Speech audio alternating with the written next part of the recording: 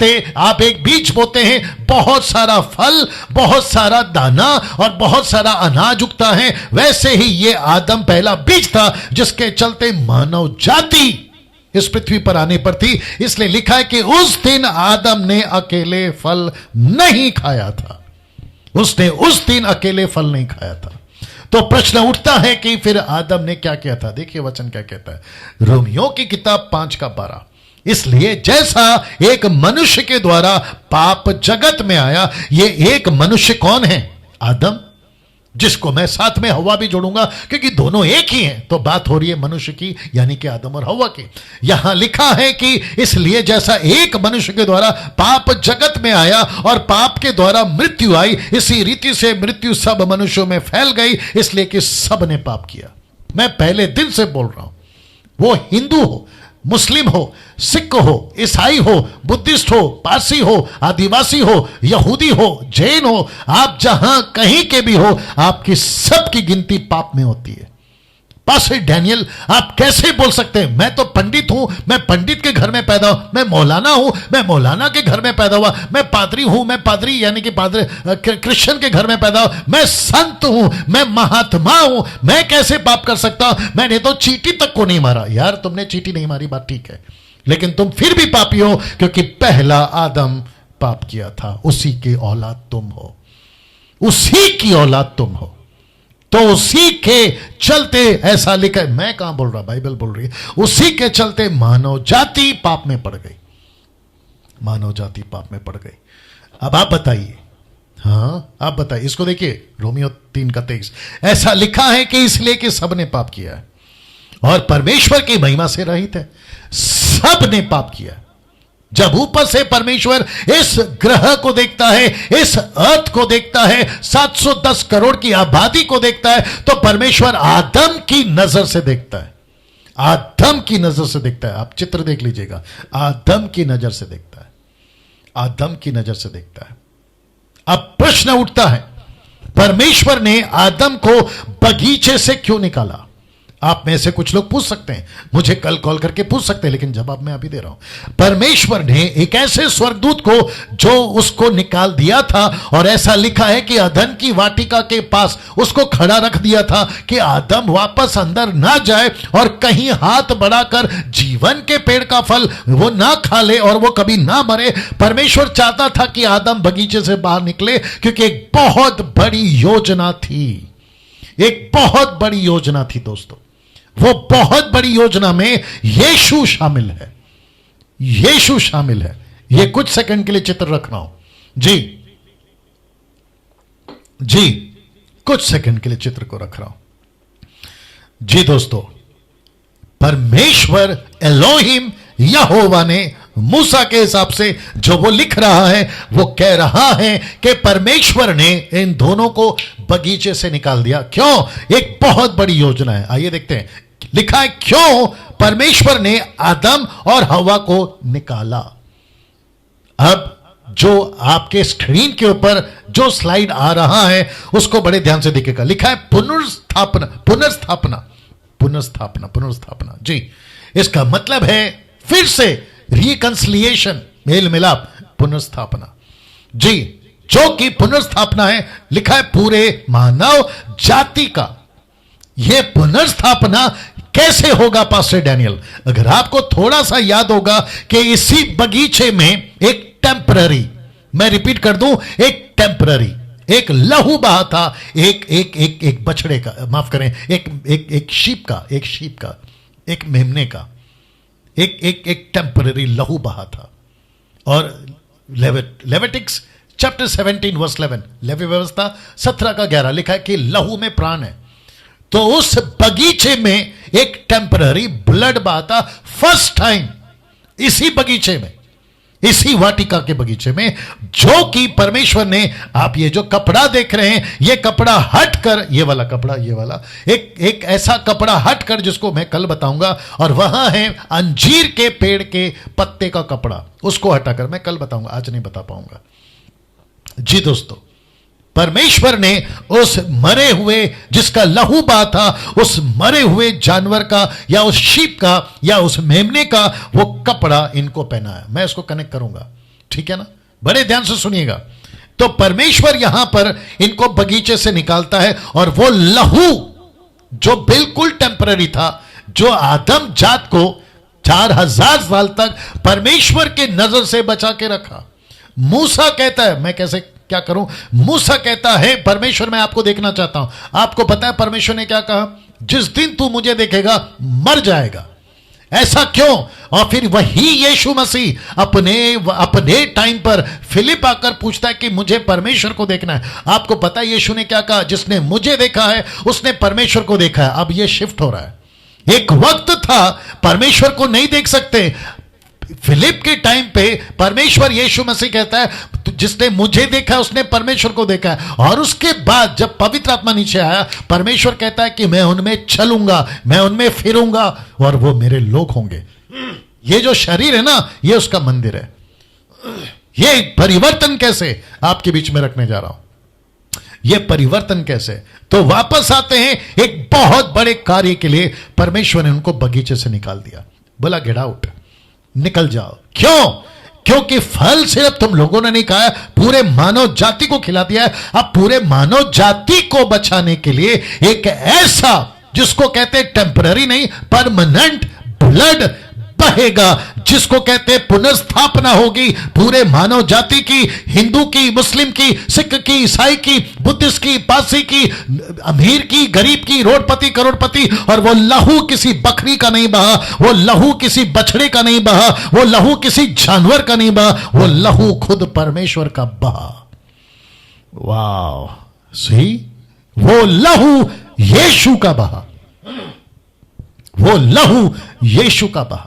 उस अदन की वाटिका में बकरी का, शीप का लहू बहा टेम्पररी, लेकिन इस परमेश्वर का लहू बहा परमानेंट।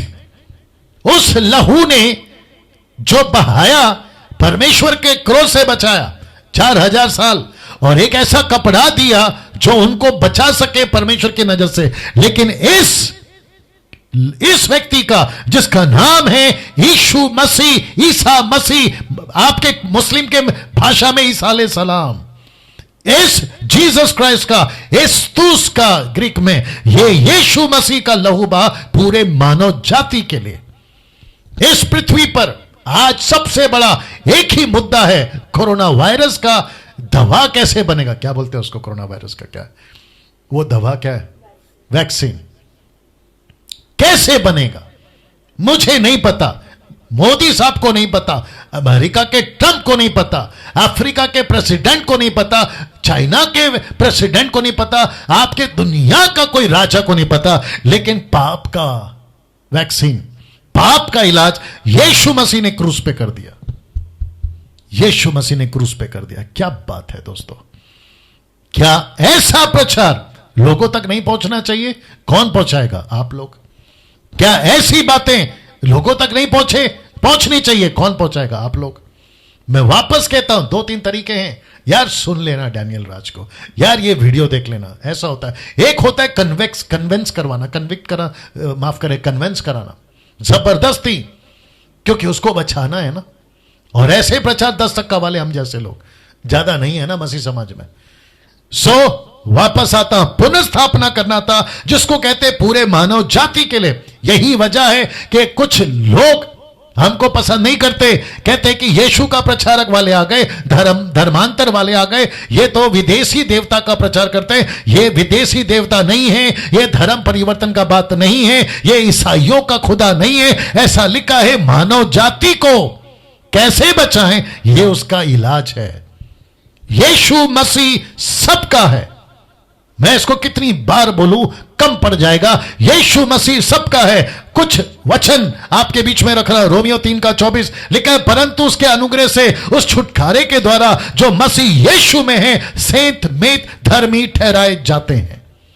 जो यीशु मसीह सबका छुटकारा है। रोमियो किताब 6:23 कहता है, क्योंकि पाप की मजदूरी तो मृत्यु है, परंतु परमेश्वर का वरदान हमारे प्रभु यीशु मसीह में अनंत काल का जीवन है। तो यीशु मसीह सब मानव जाति के लिए छुटकारा का कारण बनकर आया। कुछ लोग कहते हैं, ग्रुप है अपने भारत में, कुछ लोग कहते हैं यीशु ही क्यों, इसलिए आपको फिर से बता देता हूं, यीशु ही क्यों, इसको बचाना है। ये जो दो लोग हैं ना, इनको बचाना है। तो इस बगीचे में बहा किसी शीप का लहू, टेम्पररी ब्लड जिसको कहते हैं, लेकिन उसके बाद जो बहा हमेशा का लहू। अब जिसके पास में इसका लहू है, ऊपर बैठा ऑलमाइटी गॉड, ऊपर बैठा खुदा, ऊपर बैठा ईश्वर, ऊपर बैठा परमेश्वर, जिसको हम यहोवा एलोहिम कहते हैं, वो मनुष्य से सवाल नहीं पूछेगा। मैं आपको बताता हूं क्यों, क्योंकि लिखा है, परंतु उसके अनुग्रह से छुटकारे के द्वारा मसीह यीशु में सेंत मेत धर्मी ठहराए जाते हैं। अगर जिसके पास में यीशु है वो बच जाता है। इसलिए तो लिखा है ना, पाप की मजदूरी मृत्यु है, परंतु प्रभु यीशु मसीह में अनंत जीवन। अब इसको देखिए 10:9, ये मुझे बहुत अच्छा लगता है, ये मुझे बहुत अच्छा लगता है। लिखा है, यदि तू अपने मुंह से यीशु को प्रभु जानकर अंगीकार करे, अपने मन से विश्वास करे कि परमेश्वर ने उसे मरे वो में से जिलाया, तो तू निश्चय उद्धार पाएगा, तू निश्चय उद्धार पाएगा।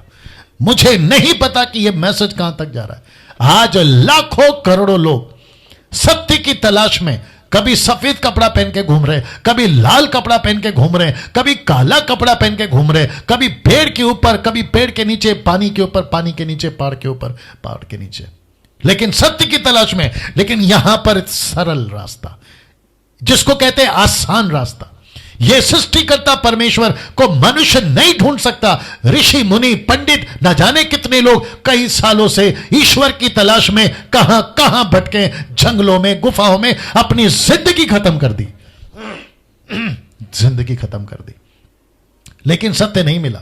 सत्य नहीं मिल सकता क्योंकि सत्य ढूंढ कर आया।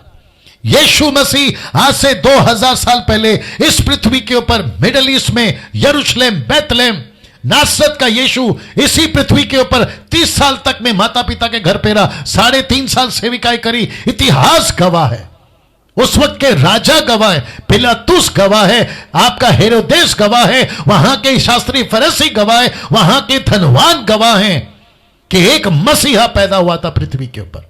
वहां के ज्योतिष जो पूरी दुनिया को तारा देखकर भविष्य बताते, उनको पूछिए यह मसीहा कौन है, इस पृथ्वी पर पैदा हुआ।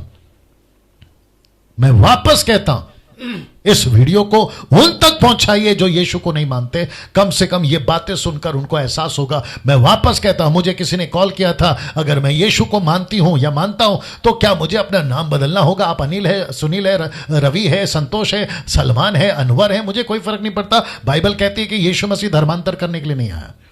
ये पता नहीं किसने आप लोगों के दिमाग में एक ऐसा कीड़ा घुसा दिया है कि आप धर्मांतर वाले। जी नहीं, जिस बाइबल को मैं 27 साल से पढ़ रहा हूं, उसके अंदर एक भी जगह पे नहीं लिखा है कि यीशु मसीह धर्म परिवर्तन करने आया, बल्कि यह जरूर लिखा है कि वो तुम्हारी जिंदगी बदलने आया, तुम्हारी जिंदगी बदलने आया। तो मैं उन सभी को कहना चाहता हूं, आपको कोई जरूरत नहीं है कपड़ा बदलने की, आप जैसे हैं वैसे ही रहिए। धोती पहनते धोती पहनिए, लुंगी पहनते लुंगी पहनिए, पगड़ी पहनते पगड़ी पहनिए, कास्टा पहनते कास्टा पहनिए। आप क्या कपड़ा पहनते उससे कोई फर्क नहीं पड़ता, आपको सिर्फ अपना जीवन बदलना है ना। इसको देखिए दोस्तों, 3:24 पढ़ा चुका हूं जी, पढ़ा चुका हूं। ये वाला वचन लिखा है नीचे लाल में, तू निश्चय उद्धार पाएगा, तू निश्चय उद्धार पाएगा। आपको पता है सबसे बड़ा सुकून, माफ करें, सबसे बड़ी तलाश आज किसकी है? सुकून की, शांति की। कहां से शांति मिल जाए? यीशु कहता है कि दुनिया जो शांति देती है वो मैं नहीं देता। यूहन्ना 14:26 से 27 तक यीशु कहता है मैं दूंगा शांति। कुछ लोग रात को किशोर कुमार का, मोहम्मद रफी का, लता मंगेशकर का, न जाने किस किस का गाना सुनकर सुकून से सो जाएं, ऐसा हेडफोन पे गाना सुनते नहीं मिलती। कुछ लोग कहते हैं मैं थोड़ा सा पी लेता हूं सुकून की नींद आएगी, नहीं मिलती। कुछ लोग कहते हैं मैं ड्रग्स ले लेता हूं सुकून की नींद आएगी, नहीं मिलती। अगला दिन फिर वही सिलसिला। कुछ लोग कहते हैं मैं अमीर बन जाऊंगा, अच्छा कमरा बना लूंगा तो सुकून की नींद आएगी, नहीं मिलती। कुछ लोग कहते हैं मैं अच्छा खाना खा लूंगा तो सुकून आएगा, नहीं मिलती। सब उपदेशक 3 का 1 निकालो जल्दी से, एक्लेसियास्टिक 3 का 1, सब उपदेशक 3 का 1। देखिए क्या लिखा है, मुझे माफ करें आज थोड़ा लंबा चलेगा, थोड़ा बर्दाश्त कर लीजिएगा, लेकिन मैं जानता हूं कि गजब की चीज आपको मिल रही है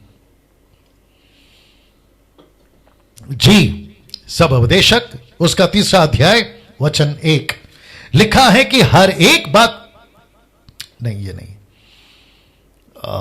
1 सेकंड, जहां लिखा है सब कुछ व्यर्थ है, सब कुछ व्यर्थ है, सब कुछ व्यर्थ है, कहां गया?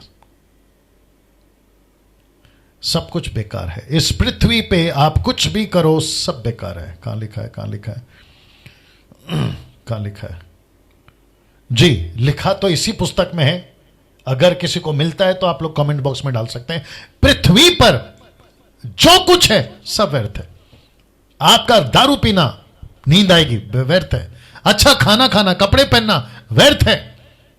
सब कुछ बेकार है इस पृथ्वी के अंदर, लेकिन एक ही आपको सुकून दे सकता है और वो है यीशु।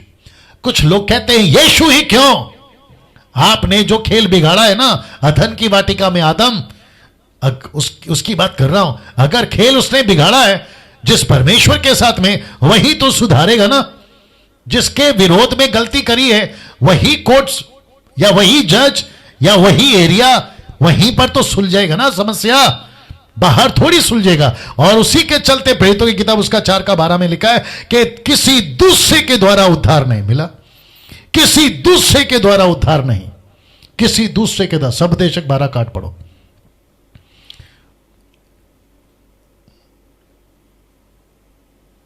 कुछ लोग लिख रहे हैं, कुछ लोग लिख रहे हैं, क्या लिख रहे हैं भैया? हाँ, 12 जी, थैंक यू भारत कुमार जी, बहुत बहुत धन्यवाद। 12 जी, आपके बीच में पढ़ने जा रहा हूं। कहां है 8? जी, उपदेशक कहता है सब व्यर्थ, सब व्यर्थ, सब कुछ व्यर्थ है। फिर कहता है जी, कहां गया? ओके, ऐसे पढ़ते पढ़ते आओगे तो लिखा है सब कुछ व्यर्थ है। आगे पढ़ना पड़ेगा, अब काफी टाइम लग जाएगा। सब कुछ व्यर्थ है। आपकी एक एक चीज, हॉलीवुड, बॉलीवुड, टॉलीवुड, आपका हैदराबाद का आपका बिरयानी, अमेरिका घूमना, कश्मीर घूमना, आपका सब कुछ व्यर्थ है। मैं वापस इसके ऊपर आ रहा हूं क्योंकि वक्त का भी ख्याल रखना है। लिखा है किसी दूसरे के द्वारा उद्धार नहीं, क्योंकि स्वर्ग के नीचे मनुष्यों में, वापस कहता मनुष्यों में, देखिए क्या लिखा है, और कोई दूसरा नाम नहीं दिया गया जिसके द्वारा हम उद्धार पा सकते हैं। There is no other name than Jesus. Yeshu के अलावा दूसरा कोई नाम नहीं है। अब आप देख लीजिए, यहां पे लिखा है किसी दूसरे के द्वारा। आपको जन्नत चाहिए, यीशु देगा। पाप क्षमा चाहिए, यीशु देगा। स्वर्ग चाहिए, यीशु देगा। कुछ लोगों के लिए यह मजाक लग सकता है, चंदा मामा की कहानी लग सकती है, क्योंकि आज विचित्र टाइप के लोग हैं, लूसीफर के बच्चे हैं ये लोग। कहते हैं किसने देखा नरक और स्वर्ग, किसने देखा मरने के बाद क्या होगा? तो जब मरने के बाद देख लिया तब क्या करोगे? हद हो गई यार। रात को टिकट निकालते हो ट्रेन की, बोला जैसे सुबह आएगा दिल्ली पहुंच जाएंगे। तो रात को अगर किसी ने पूछा यार तू दिल्ली पहुंचेगा, तेरे को पता है, तूने देखा है? तो बैठते हो ना ट्रेन में, आंख बंद करके सो जाते हो। जब सुबह आंख खुलती है तो दिल्ली सामने होती है। वैसे ही ये जीवन है, वैसे ही ये जीवन है। बच्चा मां के पेट में 9 महीना रहता है, उसको लगता है यही जिंदगी है। जब वहां से निकलता है ना ठपाक करके, तो यहां पहुंचता है जहां पर पानी और हवा के बगैर नहीं जी सकता। यहां पे 100 साल जीता है। तो जब वो यहां जी रहा होता है तो यही कह रहा होता है कि यही है दुनिया। जब मां के पेट में था तो कहता था यही है दुनिया, वहां से निकला यहां पहुंचा, कहता यही है दुनिया। जैसे मां के पेट के बाद में ये दुनिया है, वैसे इस दुनिया के बाद में वो दुनिया है। ये बात आपको समझ आनी चाहिए। जी दोस्तों, यीशु के द्वारा, माफ करें, यीशु के अलावा दूसरा कोई उद्धार करता नहीं है।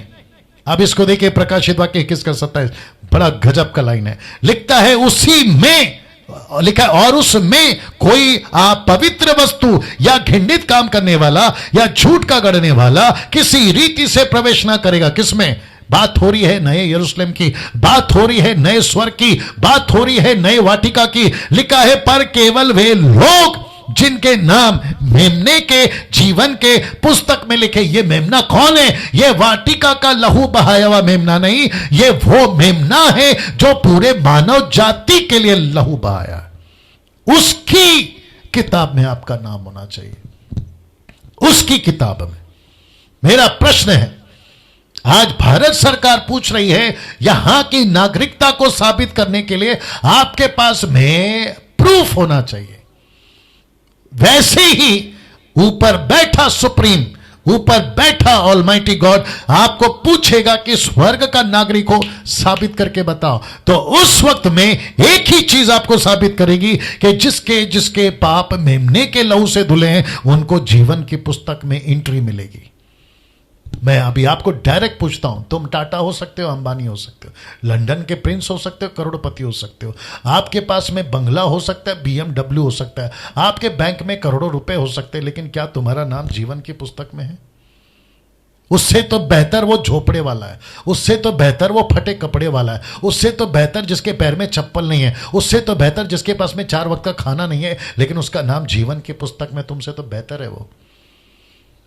Wow, see that. 2 कुरिन्थियों 5:19 क्या लिखा है पता है? अर्थात परमेश्वर ने मसीह में होकर अपने साथ संसार का मेल मिलाप कर लिया, उनके अपराधों का दोष उन पर नहीं लगाया और उसने मेल मिलाप का वचन हमें सौंप दिया। देखिए क्या लिखा है, परमेश्वर ने मसीह में होकर अपने संसार से मेल मिलाप कर लिया। मसीह में।